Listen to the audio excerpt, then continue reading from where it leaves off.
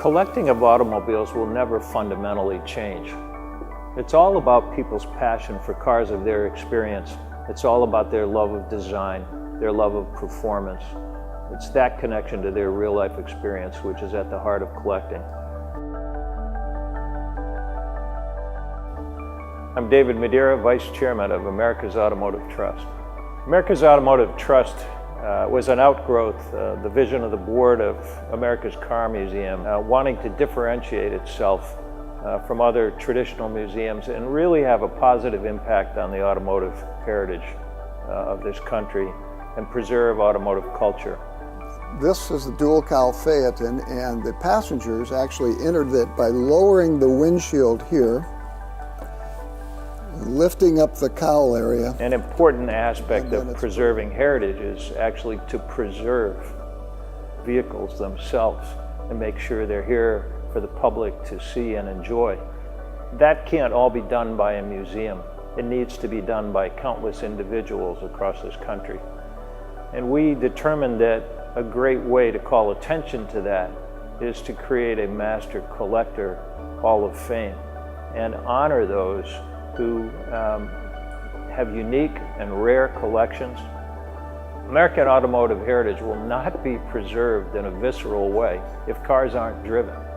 If cars aren't out there being enjoyed by enthusiasts and seen by bystanders on the streets, passion for the automobile is toast.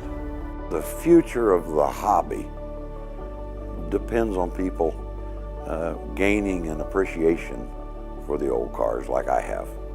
I like to say that every old car has a story. Oh! The color of a car really is important to me, and I do a lot of research on that, and I've got books on the colors of the era. I've been lucky enough to drive many cars, but BMW, you really feel like you're driving the car, you're part of the car, you get something back from the car. There's a lot the average driver can get out of it. The common thread unifying our master collectors, as unique as they are, is their passion for the car, and particularly their passion to drive. These aren't trailer queens that we exhibit here. These are cars that are driven by people who love to drive.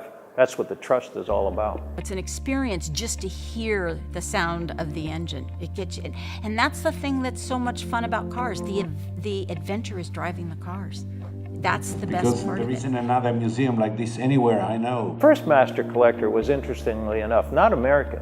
He's an Italian, the jewelry magnate Nicola Bulgari. We selected Nicola because he exemplifies the worldwide passion for America's culture and its automotive culture of the 20th century. Nicola, more than almost any American collector, has preserved the cars of everyday American life with more than 250 vehicles in Italy and in the United States. Master collectors are collectors. They may be collectors of rare vehicles, they may be collectors of everyday American life and experience. But they share the values of America's Automotive Trust and of America's Car Museum. And that is that cars are meant to be preserved, to be driven, but most importantly, for how they have shared them with the American public and with this museum. We had 78 different manufacturers in the collection. And I remember thinking, wouldn't that be fun to have 100, to say you had 100. So I started watching for the rare and unusual stuff. As I told you, the rare and the unusual is normal here. Today we have almost 200 manufacturers represented in our collection.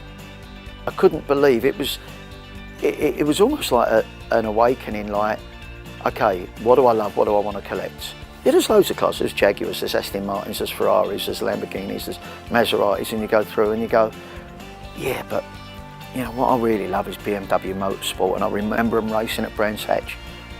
I suddenly started looking and went, nobody gets this. Nobody gets the BMW Motorsport.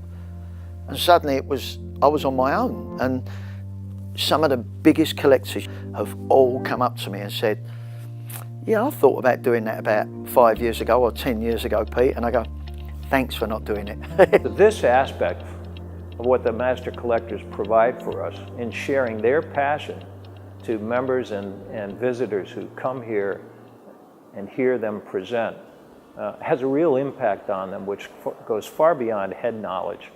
I bought my first collector car in 1972, and a couple buddies of mine one night came up and started disassembling the whole thing and leaving notes like, take this to the chrome shop and go meet this guy for upholstery. And I guess that's kind of how it started. When individuals hear this passion, hear these people speak, they go away with something much more. I mean, I've had some great cars, I've had some very important cars, but it's sometimes the funniest little things that'll get you all excited. It could be some old, old Ford Model T, all original, or a vintage motorcycle that you knew a friend had in high school. It's not always about, owning or having to own yourself. It's that experience of the smells, the sound. It's all part of it, and it's a fulfillment. It's unstoppable, and it's addictive. We're in the pits at Laguna Seca. This is the first time out for all three of these cars. The rally car last raced in '73 and has been missing since. Anytime I buy a race car or anything that has significant history, I try to buy all the memorabilia connected around it. I got into European automobiles of the 30s and 20s. Not deliberately, it just things flowed that way, and I've learned a great deal about it. A lot of it's been painful, but we've learned a lot, and I appreciate those cars for what they are, what the designs were. The 38 Lincoln was FDR's parade car during his last term in office. And the 32 Lincoln the KB was FDR's inaugural parade car. And we actually now have film footage of him riding in that car in his inaugural parade. It becomes of paramount importance to those of us who do care about American history. When you think about it, there's a Smithsonian for the airplane, and there's a Smithsonian for art. There's a Smithsonian for so many things.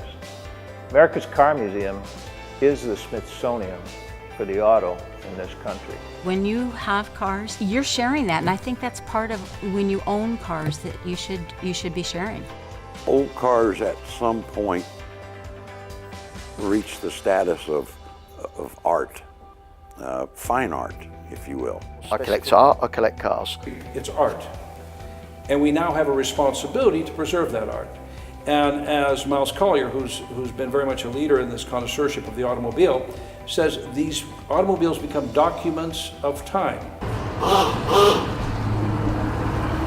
Yeah, this is where I was born and bred, New England, and love the coast. Growing up on the East Coast in the 1950s, the auto played a huge role in my life, which makes my desires to preserve automotive heritage very real. Since then, I've been in love with motorcycles and cars of all kinds. The opportunity to build America's Car Museum and evolve that mission into a trust that will preserve the heritage for those who grew up like I did and transmit that love to the younger generation is hugely important to me.